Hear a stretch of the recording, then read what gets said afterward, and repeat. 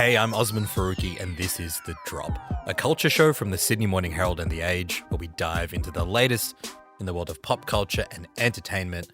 I'm here with Mel Kembry and Meg Watson. Meg, this is very exciting. Haven't spoken to you on this podcast for like 12 months. You're filling in for Thomas, who's on another mysterious trip. How have you been? What's been happening? A lot's been happening in my life.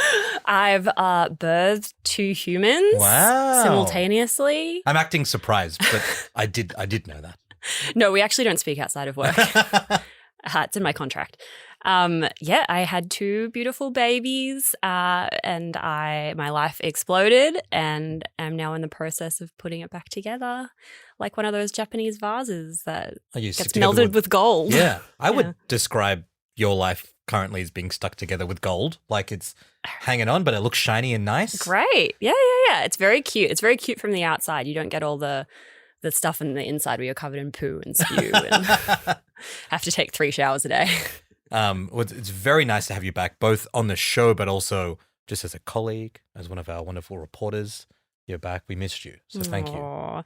It feels like I'm a fan of this podcast now. I mean, I've been on it before quite a lot, but the past 12 months, my main experience was just like walking around the neighborhood with my double pram, trying to get my babies to sleep, listening to you guys. Like, it was actually a real lifesaver. It makes you feel very sane when all you've seen all day is the Wiggles and Sesame Street and haven't spoken to an adult.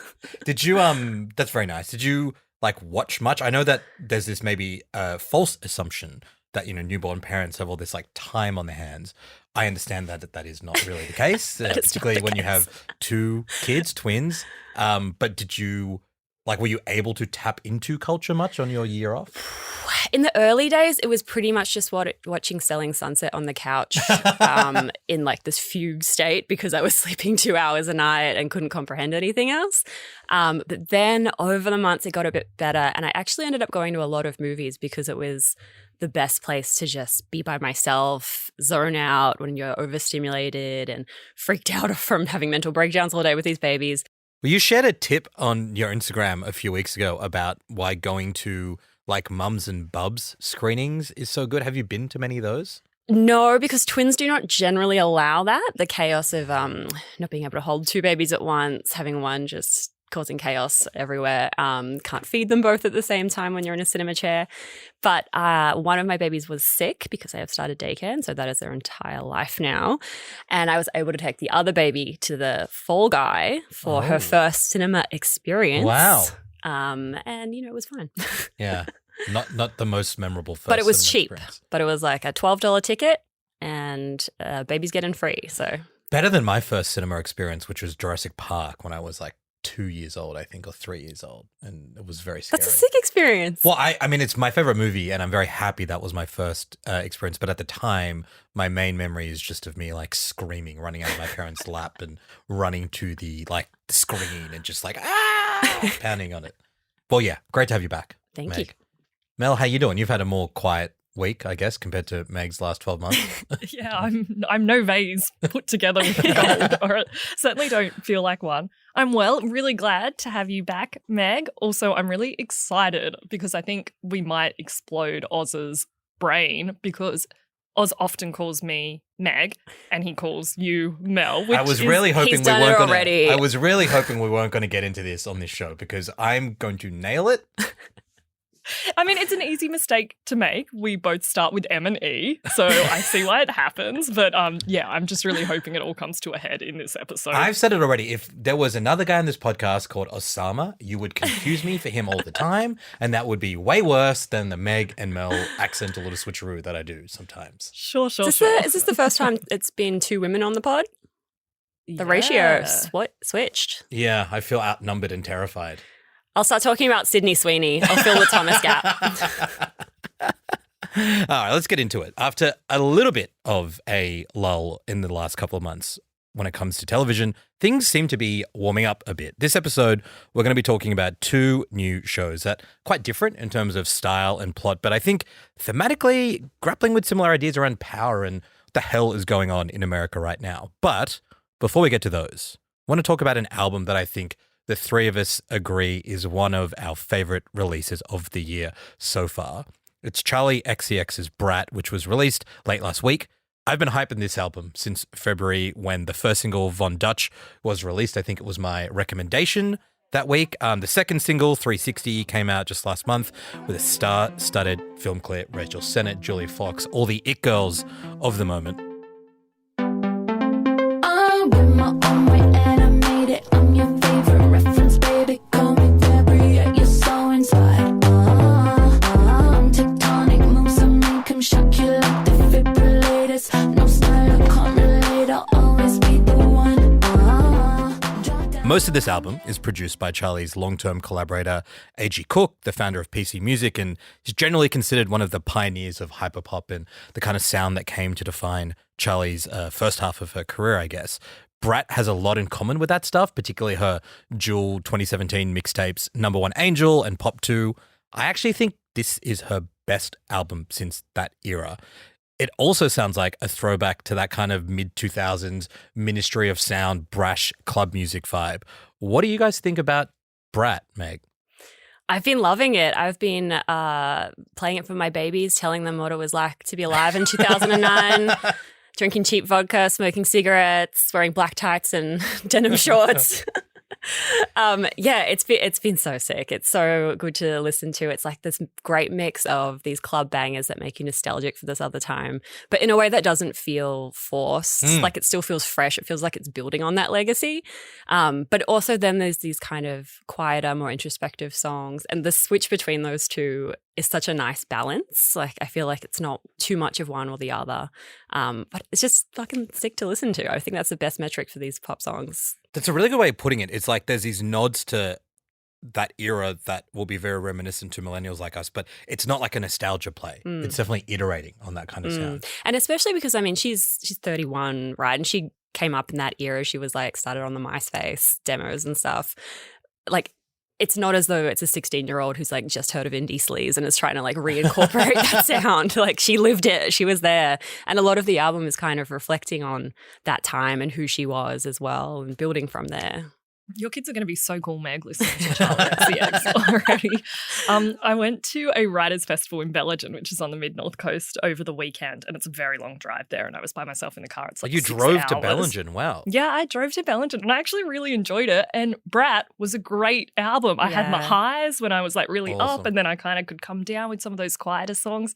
I think it's a really great album. Those 42 minutes just fly by, and it's got this real energy and momentum to it. And as Meg said, maybe on paper you don't think it will work, these kind of really heavy dance beats and then the softer, more vulnerable songs, but they all do flow together really well.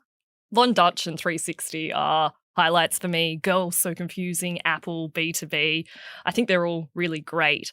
I find Charli XCX too really interesting. You know how she's like totally dumped on Crash, which was her 2022 album with Atlantic Records. She thinks she sold out. She was really distanced herself from it. But I think that album's great. And I actually think this album is building on a lot of what she started doing in Crash. I just think she's obviously navigating, and she talks about this in the music, this line between indie artist and celebrity pop star. And I think that's quite an interesting thing to watch on, both in the music and in how she's kind of doing the press as well.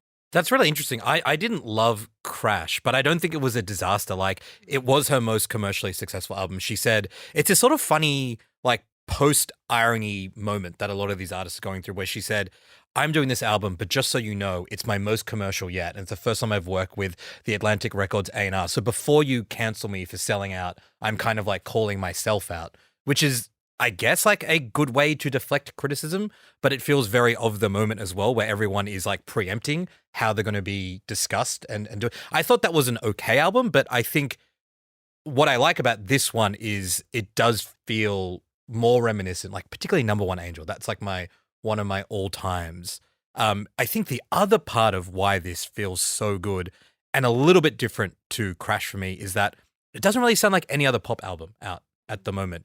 Megan Garvey wrote the Pitchfork review for this record, Brat, and she summed up the state of the charts right now in a really interesting way. She said, it's either warmed over disco or weepy Reddit detective pop. And I feel like that's like the gamut from Dua Lipa to Billie Eilish and Olivia Rodrigo and Taylor Swift. And this is like nothing like that. There are some songs that are obviously about her life and her emotions and other musicians and her feelings about Sophie, her old longtime collaborator who passed away quite tragically. But largely, it's not like I'm revealing myself and I'm going super inwards. It feels really different to other pop records right now. Yeah, I mean, I suppose, like you said, there's so many ideas in the album and they are autobiographical if you read them that way, but they also aren't necessarily. It's not like you come to a Charli XCX album like, can't wait to hear about her latest breakup. Like, that's not the album you're going to get. Yeah. But, I mean, there is a lot in there that she is playing around with. I mean, even Girl So Confusing, it's pretty widely speculated that that's about Lorde, right? Like, she's really in dialogue with the idea of pop stardom in as much as that she's making the music as well. Yeah, I'm interested about that one with you guys because there's been people saying that that's a song, it's a song about a contemporary of hers that, people say that you should collaborate with, but she's like, we don't really get along and maybe one day we will, and I'd love to see you actually like party. Some people think it's about Taylor Swift because there is this very explicit reference to like poetry. My immediate reaction to it is like, I don't really want to do the Reddit detective thing on it. Like, it could be about a particular person. It could be about her positioning herself against an entire generation of artists. But I like that, unlike, say, the most recent Taylor Swift record, if you don't know who it's about, if you don't know those details, it still just works. It's a really fun song. Totally. If you don't know any of that, it just reads as a song of like what it's like to be friends with girls when you're like 13 through 30. Like, right. These Exactly. insecure relationships where there's this power imbalance and you don't know where you sit and you're trying to be cool, but you also don't know if you're really friends. Like, it just works on that level as well. Yeah, in some ways, knowing who it's autobiographically alleged to be about, it actually narrows down the potential meaning of it for people. I do find it interesting. She does talk a lot about relationships with women in the album, and I do, speaking about the other big pop releases, that does seem to be a consistent theme in Billie Eilish, Rodrigo, Taylor Swift. There is a lot of introspection about relationships between women, and there's also been a lot of talk in this album about motherhood as well. So I feel like they're kind of more interesting themes than, celebrities just talking about the status of their fame and sometimes hating the consequences of fame. So even though her lyrics, I feel, have this lightness to them, there's also a bit more than just kind of fun words going on and fun beats. Yeah, it feels like the kinds of conversations a lot of very media literate, very smart women in their early 30s I know are talking about. And I think I go as far as saying like the references to the Red Scare podcast and Julia Fox and Rachel Sennett. And again, it's like this ironic meme culture, and it's a little bit of a reaction, a bit of an edgelord reaction against wokeness that defined kind of like the 20s of a lot of these people. And they're sort of pushing back on that. It's a bit cringe, it's lame, it's a bit dumb. But at the same time, you're faced with the actual material reality of being a woman at a certain phase in your career and life where you're feeling loss, you're trying to make relationships work. A lot of people around you are having kids and you're quite not there yet. It's so funny because it is just like this dumb, fun record on so many levels. And then, wow, this actually thematically feels so much more interesting than these dense albums from someone like Taylor Swift, which is supposed to be about that stuff, but don't really feel as interesting to me. Thank you, Oz. I could not have described being a woman in her 30s better than you just did. No, Did I fuck it up? No, you crushed it. The gals on the pod, thank you. No, I completely agree. And also there's like that Mean Girls song where she talks about it girls. You like some people say it, think you already know it, but you don't. This one's for all my mean girls. This one's for all my bad girls. This one's for all my break your boyfriend's heart girls. For all my tearing shit apart girls. Is both a tribute to the it girl as well as a mockery of it. So there is kind of a really fun playing between expectations and the reality as well in these songs. And even this kind of self-referential way that, she is an it girl for a certain demographic. And like, even in some of these songs, she says, I'm famous, but not that famous. I'm still like half in the normal world. It's like she's poking fun at the idea of herself and the online persona that she creates while also engaging with it. Like this whole thing that she's been making music since she was like 16. This incredible legacy that she's drawn and like the image of her today. There is like one weird kind of comp with Taylor Swift. So Charli does reference her boyfriend explicitly a couple of times, George Daniel, who is in the band 1975.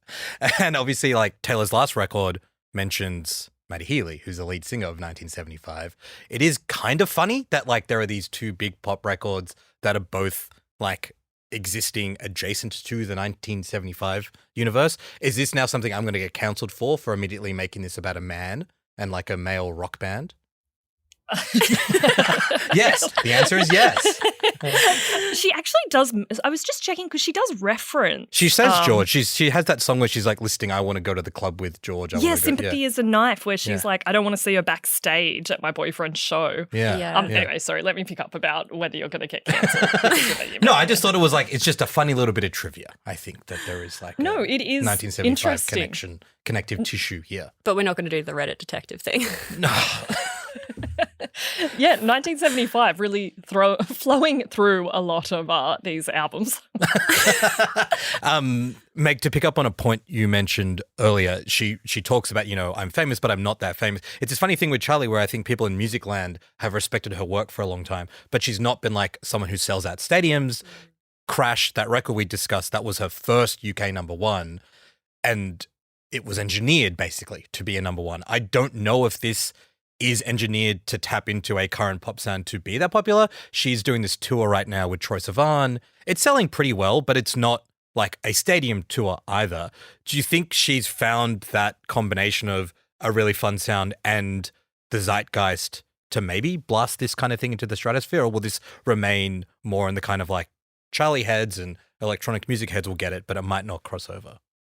Yeah, I don't think it will cross over in that same way. I mean, she's proven so many times that she can do it, even with her other ventures, right? She wrote I Love It, like for Iconopop and Fancy with Iggy Azalea. It's like, this is someone who can make huge hits that are playing in H&M and Zara, but it's also, she showed again and again that that's not what she wants to do. She wants to make these more complex objects. And I think this album will exist that way. It's going to be something that critics love, that fans talk about all the time. And to the people who are in the room, it will matter a lot, but I don't think that's going to be a sellout stadium. It's a good way of putting it. What do you think, Mel?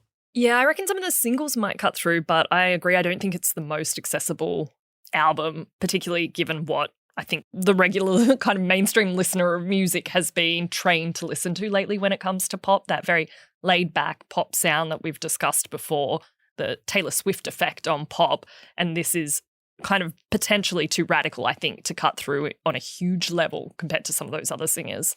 Yeah, I hope it does well enough that she sells out her tour. It was looking not great. I think about 80% of tickets had sold out before the album was released, which is not bad, but you consider how quickly big pop concerts are selling out, and there is this dichotomy where the big ones sell and then no one has money left to go to kind of the more mid-tier shows.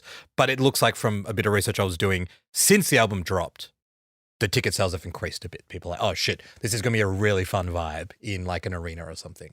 Is she playing arenas? I was interested about. Yeah, arena size. I don't think there's Australian dates locked in yet, but if her and Troy come over here, I feel like it will do quite well.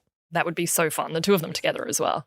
I have some friends who saw Troy's set at Primavera and just said it was awesome. So hopefully we get that here. Maybe just to round out that conversation, Mel, you mentioned some of your favorite tracks, but any other songs you wanted to highlight? Yeah, I reckon I'd put Mean Girls up there as well. I think that's a really fun song. The beat of it is good. It kind of is a throwback to the era in which we grew up in, where the It Girls were such a vibe, the kind of wafy, cigarette smoking, messy hot girl thing. So I think her tone in that is really fun because it's not just about kind of idolizing the It Girl. It's about taking it down and making fun of it at the same time. Would you identify as one of those It Girls? Wafy, cigarette smoking? Yeah, sure. Particularly when I'm at the book festivals, right? The Bellingen Festival the It Girl. Belle of Bellingen. How about you, Meg? Not necessarily how you identify book festivals, but any standout tracks? I think Bondage is still the track I'm listening to the most, but I also really do like that motherhood track. I think about it all the time as like a really tender, almost close to the album that I think is really honest about the way that a lot of people I know think about motherhood, and also like presents it in not this cloying idealistic way. It's like, that looks so good, but also would my life be fucked? Maybe both things are true. I also particularly like the hard switch between that, which is like, maybe I'll have a baby, maybe it'll be great, and 365, which is like, let's do coke in the bathroom. Yeah, it's so good. There's a lot of like very like juxtaposing on the track list on this where you're like, wow, I'm thinking. Now it's like, let's just get fucked up and start rolling. Yeah. My favorite is probably Everything is Romantic, which like I've decided is classic. the Elena Ferrante like Charli song, because I think she wrote it in Naples and there's all these references to looking at Capri and like looking at Vesuvius. And I feel like I'm in the Neapolitan books. That one was for you, Mel. Just wanted to squeeze in that book reference. I appreciate it. Thank you. But I love it. And I love the way that kind of refrain just builds and builds and builds towards the end. You can see that being reworked by DJs in the club and it being super, super fun. In a place that can make you change. Oh, that's very sentimental, Oz. Oh, I thought you guys all brought a bit of sentimentality and, introspection to that conversation. Thank you. Thank you. Wow, everything's so kind without Thomas. What a nice pod. All right, let's pivot to TV. It feels like, right, I'm wearing my Toronto Raptors jumper in preparation for this conversation because it feels like we're in a bit of a golden era for prestige shows based on very iconic moments in basketball NBA history.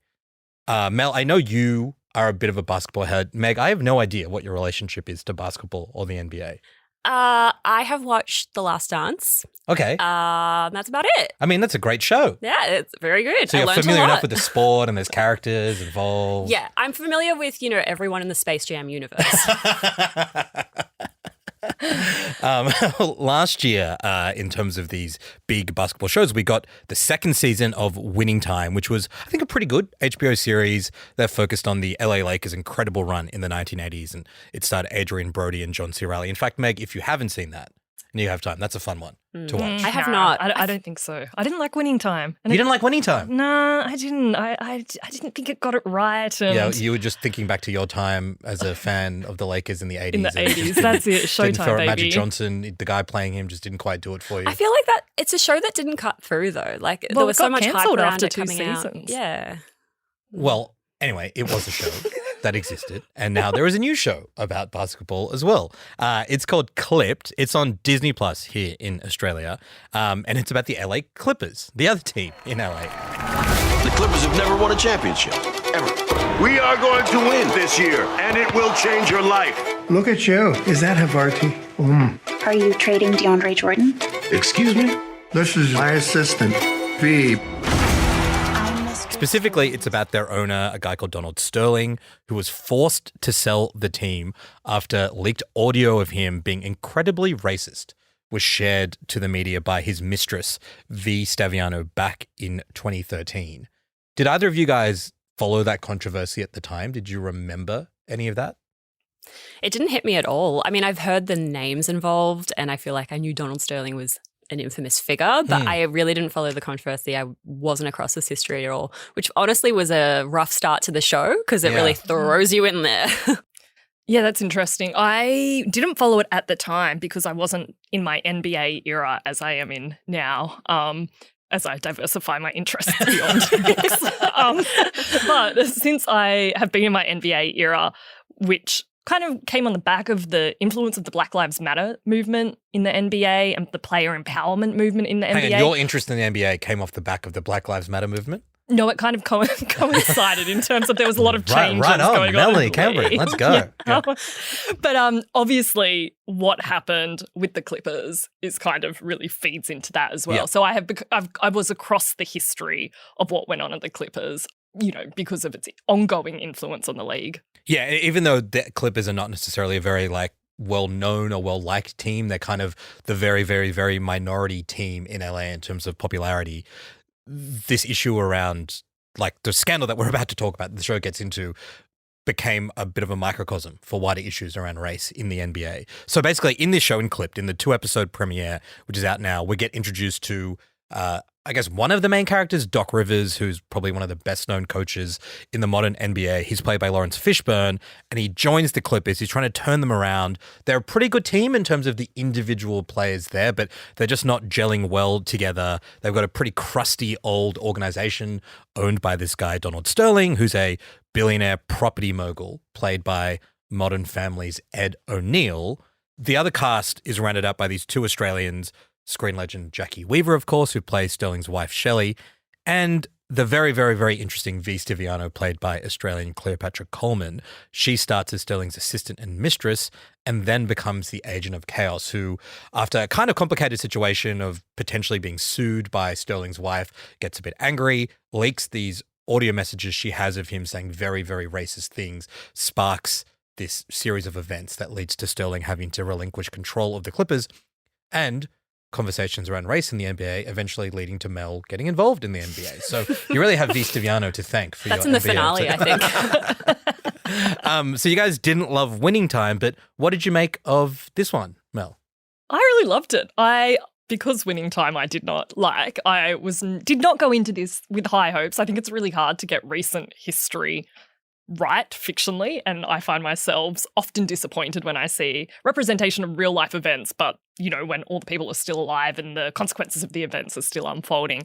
But I thought this was great. It's really tight. It's really well shot.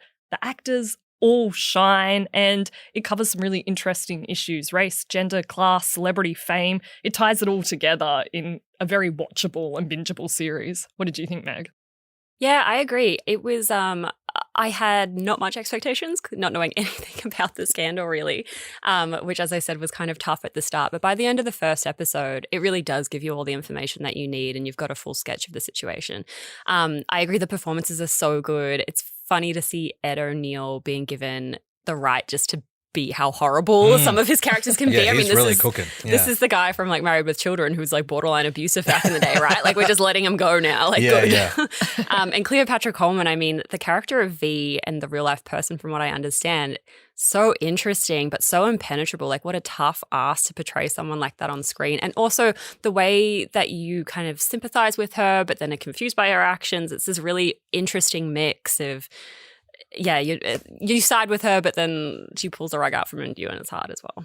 And does anyone play a slightly manic, mad older woman like Jackie Weaver? Yeah, she's so perfect in that role. The dynamic between the two of them is so interesting. And as you said, it's kind of this great case study of how power works in all these situations. You've got, the black players and the white owners, but also this gender dynamic of who has power in the relationship between this older white wife and this black younger mistress. And especially in a time like 2014 where, the Kardashians mentioned so many times, but she's such an interesting Kim Kardashian-like figure, and how power works in that kind of that world.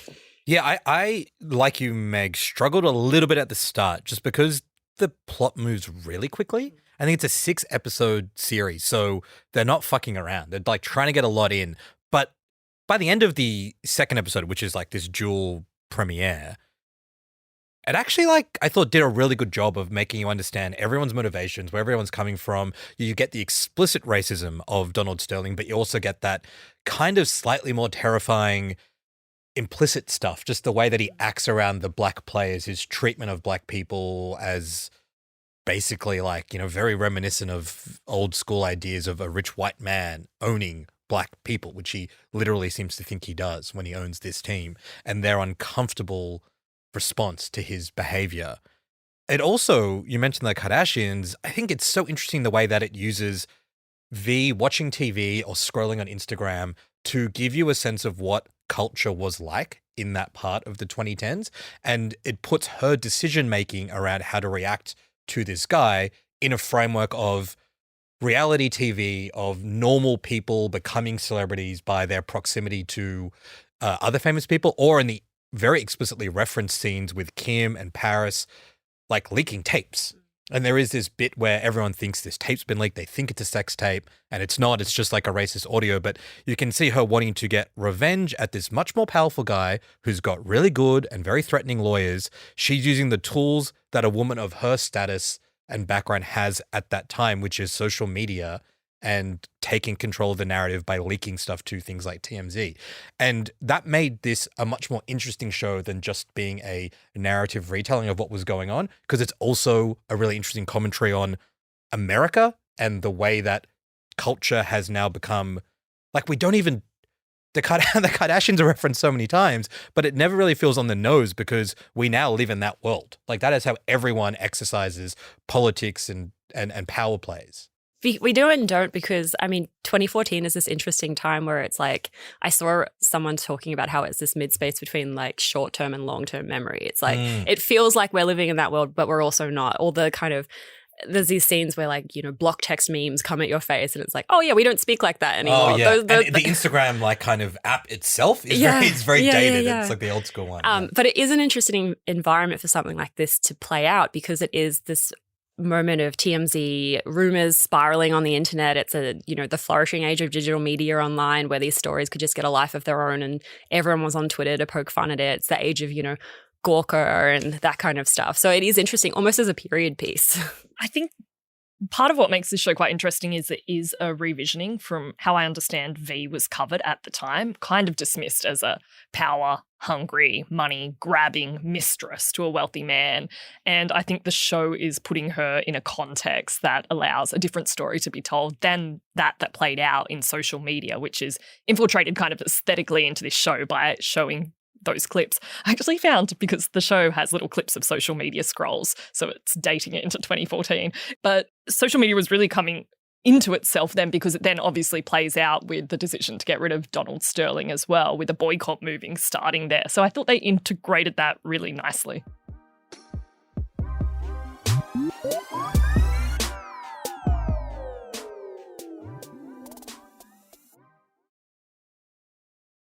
How do you guys find the other performance in this? I don't know if you have a read on like Doc Rivers, Mel, in your NBA era. Like, he has a very distinctive gravelly voice that Lawrence Fishburne is trying to channel. Like, it's like sometimes he's doing it, sometimes he's not. Did you brush up against that, or how did you find his performance? I think Doc Rivers came out of this really well. He looked like such a player's coach. I think I'd like him to be a coach in my life. I thought all the details, there were a lot of small details that I found very funny in this show, and it is a very funny show. Like, I really enjoyed how Donald Sterling's character, like, can't really understand technology. Like, when they talk about a tape, he's like a videotape, and he's always like yelling into his phone, which is always on loudspeaker. I thought there's like really funny small moments in this. So even though it's about this very serious issue and kind of an account of history, there's a lot of humor into it that maybe hasn't been stated as much as I think it should be.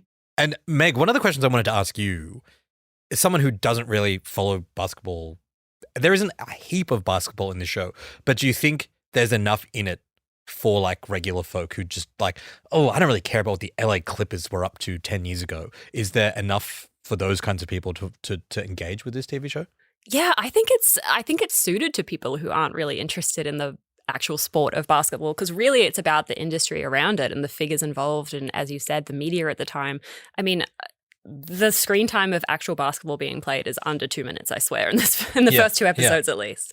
Should we talk about Cleopatra Coleman for a bit? So she's an Australian actress. I haven't seen her in a lot. I did see her in the Brandon Cronenberg film Infinity Pool that came out last year. She was like one of the leads. I think it was Alexander Skarsgård's wife she played. And like really, really interesting performance. But another one of these like Australian actresses who are not white, who don't seem to have had much of a career in Australia, and then go overseas to LA and all of a sudden they're on a hot streak. Like, thinking about Geraldine Viswanathan, thinking about Charmaine Bingwa, who's on The Good Fight. I think obviously there's something to be said about the lack of roles for these kinds of actors and actresses, the perhaps, backwards nature of where the Australian industry seems to be compared to the conversations in Hollywood. I thought she was pretty astonishing in this role. I know that, Mel, your colleague Rob, our colleague, has interviewed her for a story coming out in Spectrum this weekend. What's your kind of read on Cleo in this show? I think she does such a good job. I think it's a very hard role to play where you're trying not to give too much, but you also need to find a way for the audience to empathize with you. I think the fact, and she talks to Rob about this in our interview, which you can find on the Age and Herald's websites, that, she needed to go overseas because there were not enough roles here. And it's such a sad indictment on the Australian film industry and the diversity of storytelling here that is still continuing to happen. She's had other roles, as you mentioned, overseas. Infinity Pool. Quite a few people know her from The Last Man on Earth, where she did play an Australian in it. She was in Rebel Moon. Weirdly, she was in Step Up, played a DJ. Pretty cool. She was also in the music video for Galantis' You and I, which is like a great song from like whenever it was, like 2016, 17. I love that tune. Yeah, it's a banger. But I think this is a real breakout star turn in the very kind of traditional sense of the role. So I think we'll probably be seeing a lot more of her because she does steal, all the characters are good, but she does steal the show in that performance. She does. I was surprised by what a lead she is in this show. You hear an Australians coming up in a US production, you're like, oh, that's cool, they got a bit part. It's like, no, she is the main character and she's doing an incredible job. But it's so depressing. I mean, you mentioned the names of how many people this has happened to. Like, I feel as though they get no jobs in Australia. They get no chances to actually shine like this. And then once they're overseas, people are like, oh, did you know they're Australian? Like almost claiming them after the fact. It's so depressing. And I don't know how that's going to change. I mean, the film and TV production in Australia is, there's great stuff going on, but it seems like the pool of roles are getting smaller, the opportunities are getting less, and what new generation is struggling to get through now. She did mention in her interview that she's really keen to come back and work in Australia and that she feels it's important that she has a presence in Australian storytelling. So I think she is actively on the hunt for roles here, which is great because That's the cool. other option for actors is to not come back and be a part of the local scene. So I hope we see her involved in some Australian productions soon. I don't want to put like PR people on blast too much because I know that they listen to the show and we work with them like day to day, but the lack of proactive promotion of this show, which features, as you've said, not only an up-and-coming and really interesting and really good Australian actor, but also someone of the caliber of Jackie Weaver, is kind of disappointing. Like, I don't know what Disney Plus, we've mentioned this a couple of times, it's very confusing. So in the US, this is a show that was produced by FX, which streams on Hulu, which is in America called FX on Hulu, which in Australia is a channel of Disney Plus. So there's so many strange, weird, boring streaming like processes here that maybe impacted this. But if I was Disney Plus and I'm in a fragmented streaming landscape, I would be shouting from the rooftops. There is a show coming out with Lawrence Fishburne, which you all know from like The Matrix and a bunch of stuff, and 2 Australian actresses of different generations that is getting rave reviews. You guys should watch it. And they just haven't done that. It is not great, but hopefully us talking about it will encourage people to check it out. I know, I hope so, because when I saw that they were releasing this, they released 2 to start and then they're going weekly for the 6. I was okay with the weekly release because I was like, great, we can all talk about it every week. And then I was like, oh, I have no one to talk to about it. Because, I think it's completely flown under the radar. And I don't know if they thought maybe the basketball sell wouldn't work here, but with Jackie Weaver, they get a whole new audience. And you know what else is happening right now? The playoffs are freaking happening. Like basketball is a huge thing right now. It seems like such a strange moment. But even internationally, I don't think this show's getting quite as much buzz as maybe they would have hoped when they were making it. And I don't know if that's because there's been so many basketball stories recently that people feel a bit checked out on it. Yeah. But, I mean, it is worth watching. And so that shouldn't be a deterrent for anyone listening. Well, and I think the other part of the show that had contemporary resonance for me, and very happy if you guys think that I'm just being crazy here, but we have a main character called Donald who is like a property billionaire who is brought undone by leaked audio recordings of him being very mean about like marginalized and vulnerable people. That coming out like in an election year where Donald Trump is back, it doesn't feel accidental. Like I feel like this is also a bit of a interrogation of the kind of man that has been built up in America and is allowed to just run things. And even though Sterling's consequences in real life, we're not up to this bit in the show yet, he's forced to sell his company for $2 billion. Like he didn't go to jail. He didn't really face any consequences. I think there's another layer of social resonance to this show too.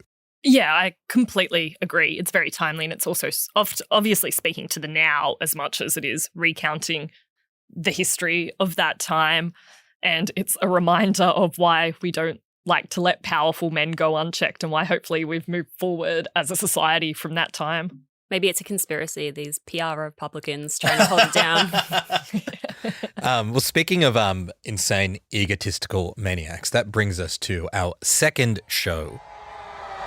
Every Renaissance fair in the United States came into being because they wanted to be like George. He's built this whole thing. He's the ruler. He's not crazy. He's just thinking on a level that you can't comprehend. I don't know what's going to happen to it after he's gone. Because if he ain't working it, it don't work. George. The perfect way to go would be have a woman screw me to death. And that's my goal. Ren Faire has been called a combination of Succession and Willy Wonka. It's executive produced by the Safdies, who've recently teamed up to give us The Curse and Telemarketers.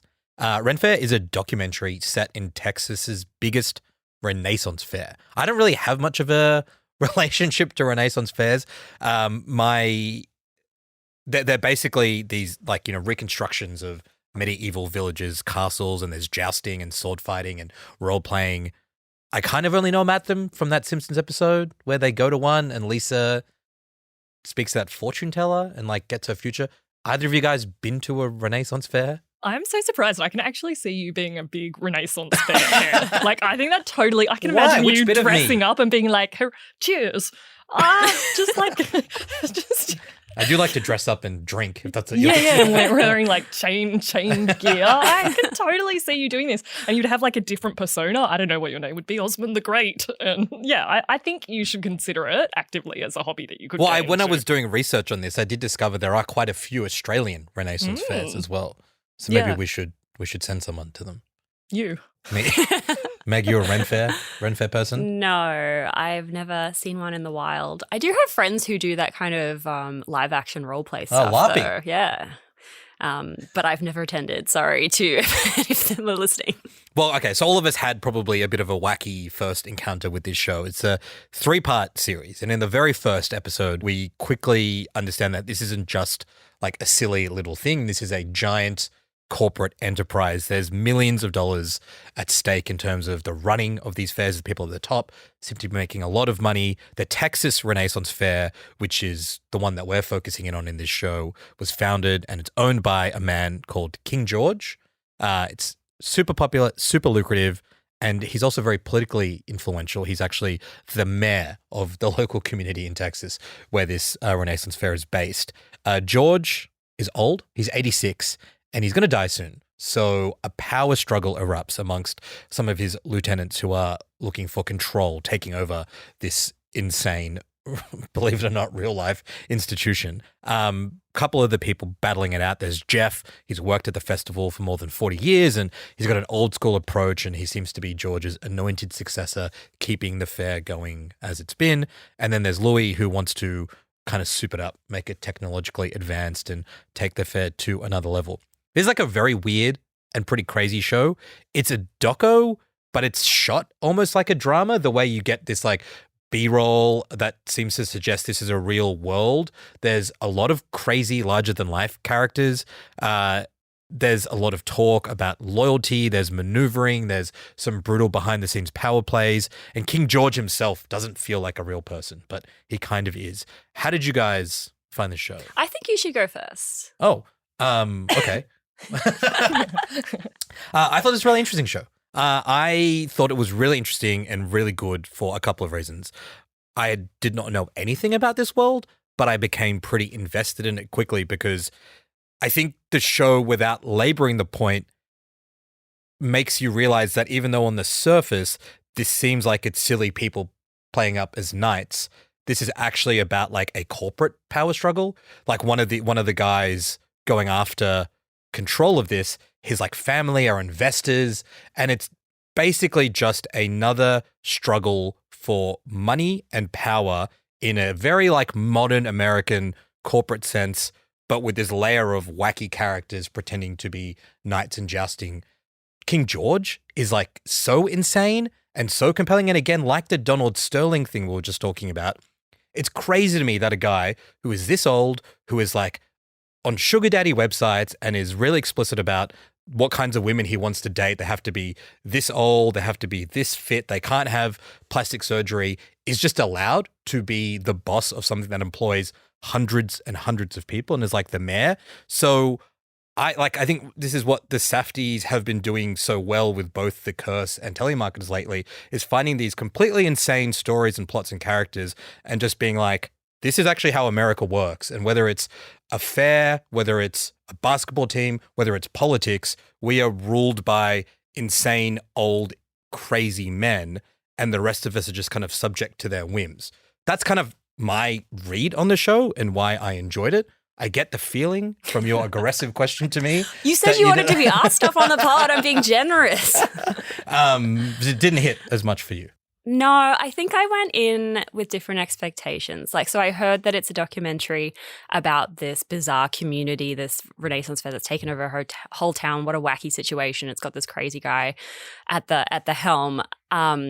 I feel like I went in with the expectation that it's this kind of documentary, and there's a rich history of these that go into a niche community and understand why people do these things. Why did he set this up? Who are the people who run it, who dedicate their lives to something like this? What are the stories behind there? And in most cases, texts like that really are affectionate towards their subjects, or, understanding of why they live their lives the way they do. And I think I was more primed for that. And as much as I recognize all the points you said, and I do enjoy watching this, frankly crazy guy boast about his ornate Baroque toilet, it was just a strange, cold watch to me, because it's not as though I was waiting for the, Renaissance fair community to be taken down a notch. It's not Succession. It's not these figureheads who we all know run the world. It's a very specific situation, which I didn't feel was quite as ripe for interrogation. Or even if you have that, I just wanted more warmth within it. It's set up as a Succession battle, and I'm not really given the stakes as why I care. Yeah. And that's a fair point. And you don't get, the closest you seem to sympathize with anyone is just like the regular workers at this fair, but you don't really get enough of a sense of who they are. They're sort of being yelled at and being told to like be better at their jobs, and they're clearly cogs in this machine, which makes a lot of money for people at the top.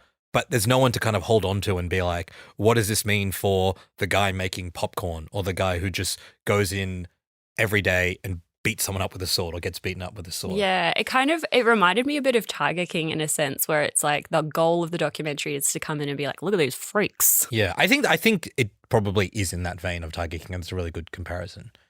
Mel, what about you?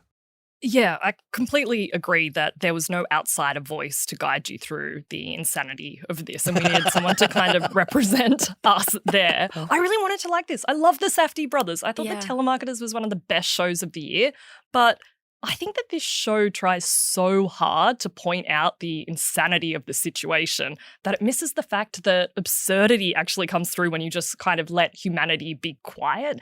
To me, this show was so over-directed. I had like sensory overstimulation. I could not handle it. And I know, don't come at me because I get what he's trying to do. It's like, it's an artificial You're world. I'm not going to come at you. You're allowed to have an opinion. You're going to tell me. You're going to say, oh, it's an artificial world. So he's trying to match the film technique. How about you just stick to delivering your take before you try to do my take in response to your take? Yeah, I'm just preempting. So, I get like he's trying to forefront the artifice of this show through these over-the-top filmmaking techniques. But I think the intention when you do that, when you foreground the artifice, is to hit a authenticity in the show. And this show does not feel authentic to me in any way. And it is so set up and choreographed that every single scene to me feels like it was really heavily scripted. And I wouldn't be surprised if this is like a case of the rehearsal, kind of they're pulling that move again where they're going to come out and be like, yeah, it wasn't real at all. Because there are some shots that there is no way those people authentically were having those moments, conversations, situations. And yeah, I just found the overshot, over-directed, overlit over music stuff of it all was too much, and it stole from what could have been an otherwise good story. And I do think the comparisons, it keeps being, it's Game of Thrones meets Vanderpump Rules. The director said he was influenced by There Will Be Blood, P.T. Anderson. In no way could you put that in this show in the same sentence as any of those. He is wildly out of his mind about what he was doing with this. Yeah, it seems like it should be one or the other. They should have gone full documentary and done like a Louis Theroux style thing where you would have that authorial presence to make sense of it all, or just make a scripted drama and then say it's based on a true story and people be like, whoa. I don't really disagree with what you said, Mel. Like, I think they're all very fair critiques, and I'm not like so hype on this show that I'm offended that you've criticized it. The director, this guy Lance Oppenheim, he's made some films and done some short film stuff. I think this is his first TV show, and he's probably got more of a budget than he ever thought he would, with the Safdies behind him, and HBO documentary backing this, and he's really lent into it. What I thought was interesting watching this alongside Clipped is this is a real world that has been like shot to make you think that it's like a drama in terms of like the color grading and the direction and the scripting. You're right. There are these moments where either they're doing reconstructions or they've just said, you now call this person, we'll have cameras on both of you. It's very like heavy-handed in its storytelling, and that way feels very much like the rehearsal. It's just interesting to see a show where it is quote unquote real people in a real setting made to look like it's a drama. And then you compare it to something like Clipped, which is a fictional retelling of something that happened that is supposed to make you feel like you're watching real characters play things out. I don't know whether there's both of those things happening at the same time that just made me really appreciate the fact that they weren't going for the Louis Theroux, like super gonzo realistic thing. I haven't really seen a documentary made to look this fake and dramatic, if that makes sense. Yeah. And I just thought that was like an interesting move. I find it interesting as an object, as a thought experiment, but I don't find it enjoyable to watch. Yeah, and none of the characters, as Meg mentioned earlier, are particularly nice. I just don't think what the documentary makers thought was so wow. Like, I think they wanted us to be like, wow, this is so insane. Here's this 86-year-old who's named his appendage Leonard or whatever he's called it. You don't think that's insane? Well, I do, but I think they're trying so hard to make us feel like it's insane. Whereas what I want to know is that woman who's doing the dating app searching. I want more of her. And you mentioned, like, there's not enough role playing. I want to see them doing more of their roles in the fair. I want to understand how that works and the history works more. But they didn't give much context. They just went to these quite unlikable characters. And yeah, it kind of just fell flat for me there. So we've all seen the first episode. There's a 3-part series on Binge. Do you think you will at least finish the series? You guys just like, that didn't hit for me, I'm done? I've watched 2 eps. I will watch the 3rd just so I can maintain my level of frustration about the show. Like, I don't want to risk not preempting your response to me if I haven't seen the 3rd one. So I will continue on. What about you, mate? I've only watched the first, so based on Mel's review, I'm going to tap out now. Yeah, I think we're on the same page with this one. Yeah, I think I might make it to the end, and it'll be interesting to check in with you, Mel, whether or not any of your views have shifted. But you know, that's a great thing about criticism and talking to smart people is we don't have to agree. We don't. It's open discussion here. Sounds like you had a gun to your head when I said it. I think Thomas would have liked it, just for the record. I don't know. I think it might be a bit too much for him. Wow. Not intellectually. Intellectually, yeah. No, just One too many characters for him to keep track of with his notepad. I feel like he might find it annoying. Though you think, well, yeah. I mean, I can actually see both of you going to the fair as well. So. Well, yeah. I mean, maybe that's a fun thing that we can all commit to is let's all try to get to a Renaissance fair. I'd much rather do that, yeah. When I was in primary school, they sent us to I don't know if it still exists, but there's like a colonial village in New South Wales where you go and be Old like Sydney town. I don't think that exists anymore. Yeah, we went to that too. It's a good reason. And I enjoyed being like a milkmaid for the day. So I don't know. Yeah, I'm sure it was pretty good back then if you had your skin tone, Mel.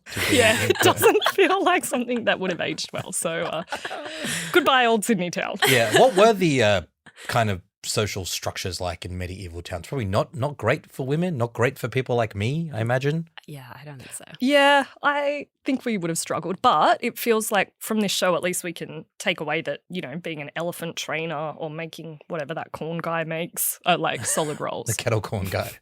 All right, well, we are on to our regular Impress Your Friends segment where we share something we watched, read, listened to, or otherwise consumed in the world of culture.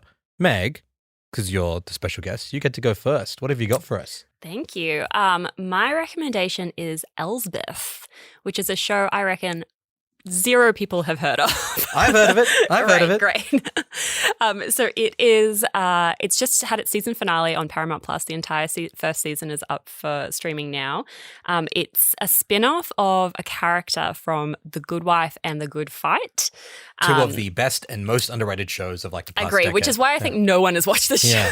And you're famously a huge fan of those, aren't you? I am. And I only just watched this week.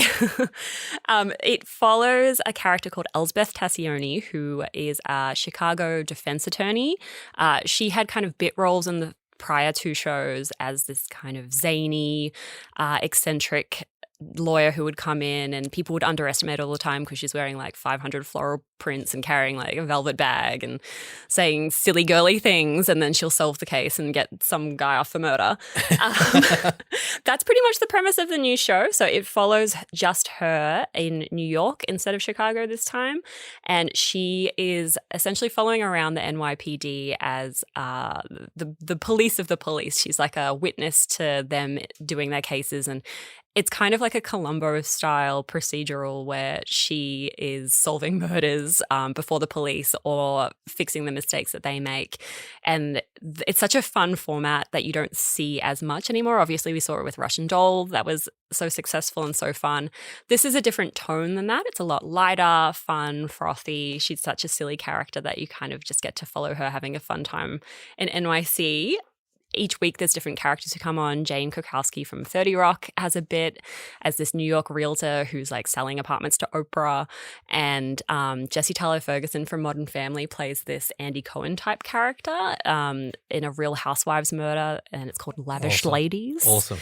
Yeah, it's a lot of fun. And I mean, it's a bit strange recommending a fun show about the NYPD post everything. But I mean, it feels like after Brooklyn Nine-Nine, we were like, we've tapped out on that, right? But I kind of trust the creators of this show enough to find that balance. Even in just the first couple of episodes, there's hints that it's not as, she's there to help the cops. There's things that she's investigating within the cops as well. And yeah, I just trust their judgment so much, as The Good Wife and The Good Fight were so good on these issues. And so is it like political in the way that those shows are as well, or a bit less so? It's less so. It feels very fun and frothy, as I said, but I think there are, without spoilers, some questions that get asked down the line. Okay. And that's, how The Good Fight functioned as well. In particular, it started as a bit of a, workplace procedural show about a black law firm. And then as the Trump presidency rolled on, it became something very different. By the end, it just became a completely insane reaction to America. All about the rise of fascism and white nationalism. And suddenly Christine Baranski was tripping acid every day. I don't know if that's how this show's going to end up, but for the moment, it's a lot of fun. It's kind of like an Only Murders in the Building type vibe, like a cross with that and SVU. I mean, everything you're saying is making me want to watch it. But I mean, to your point, I am so in the bag for The Good Fight, and I haven't gotten around to watching this yet. But thank you for reminding me that it exists. Paramount Plus, for the 17 of you that have it. Mine is also a TV show set in New York City. Do you guys know Julio Torres, who's a writer on SNL? No. I was not really across their work, but they've made a couple of shows. I think they had a film that came out last year. This is on Binge. It's called Phantasmus, and it's executive produced by Emma Stone. And this is a completely insane show. So there's like a bit of a plot to this. Julio Torres is just like a guy in New York who goes to a jewelry store one day, buys an gold oyster earring, loses it at the club that night, and goes on this like crazy nighttime adventure throughout New York City to try to find it, and meets all these crazy characters along the way, kind of like Scorsese's After Hours. But it's also a very fantastical, dream-like show where he watches these TV shows within the show and he meets these characters and it becomes like a bit of a sketch comedy. Like there's a sketch where Paul Dano plays the dad in that 80s show Alf, you know, with the like puppet alien, except in this version, Paul Dano really wants to fuck Alf. And the drama that then creates in his family is like so funny and so weird. It's a really hard show to describe, but I promise you it's like very funny. It's very sharp. There's heaps of amazing like guest stars throughout it. Steve Buscemi plays the letter Q, who's very upset about where they come in the order of the alphabet, which I never thought about before, which makes sense. It's like Q should be down with like the X's and the Z's. What is it doing in between like the P's and the R's and the S's? It doesn't really make sense. Anyway, Steve Buscemi really has a fun bit about that. This is a really fun show. And I think it's flying a little bit under the radar because Julio Torres isn't that well known, but I love that Emma Stone is just involved in all these like crazy TV projects at the moment. So check it out. It's on Binge. Yes, these are both great suggestions, which I will definitely watch. Feels like a good kind of something to turn to once we've moved past Ren Faire. And speaking of good suggestions, Mel, why don't you round us out? Well, mine, fittingly, kind of seems to stick with the theme of the episode. It is Sociopath, a memoir, which is written by Patrick Eckner, and it's about a woman who, when she is younger, starts to discover that she doesn't seem to interact with others or experience emotions the way her friends and family do, and she acts out quite consistently as a young person. She stabs a girl with a pencil in her head. She's kind of choking kittens, all the things you might traditionally associate with quote unquote sociopathic behavior. As she gets older, she starts a psychology degree and she starts to kind of self-diagnose as a sociopath. Her story is really interesting, but more than that, the kind of framework around diagnosing people as sociopaths, which is not actually a medical condition, psychopathy, the kind of misunderstanding of these terms and how it's played out in popular culture and then actually in treatment of people who experience emotions in this way is really interesting. And it's kind of an added layer to her personal story of coming to terms with it and managing it. It's a really interesting read. One of my best friends is a clinical psychologist and she works with children who have callous, unemotional traits. Wow. And so I've just been texting her the entire time, being like, is this really how you would do it? Like, is this really what happens? So, yeah, it's if you like medical memoirs. What did she say? Did it check out? Well, now there's apparently a lot of chat about this author who is a self-professed psychopath and a self-professed liar, and no one can find her PhD because she is meant to be a doctorate. So everyone's gone down on the Reddit threads are all going wild. We can't find a published article that she's done. There's no record of the PhD. So it's kind of spinning out of the page as well. So yeah, it's a good read. That's very exciting. And you're right. I feel like my entire conception of what a sociopath or a psychopath is just based on movies and like what they tell me. And like movies are probably wrong sometimes with things. Yeah, that's the thing. Like people often use the terms interchangeably and they've got different sets. And again, sociopath isn't really a label that actual people would apply. So am I more of a sociopath or a psychopath, would you say? Probably a psychopath, I think. That's a psychopathic question to ask, isn't it? Well, no. Yeah, and exactly. A sociopath maybe wouldn't question, but a psychopath kind of knows what's going on but chooses to do it anyway. So, you're probably the worst one. That is a great way to end this wacky podcast. Mel, thank you so much. Thank you for not calling me Meg. Meg, great to have you on. Thanks so much. Thanks for having me. See you guys. Bye. This episode of The Drop was produced by Chi Wong. If you enjoyed listening to today's episode of The Drop, make sure to follow us in your favorite podcast app. Leave us a review or better yet, share the episode with a friend. I'm Osman Faruqi. See you next week.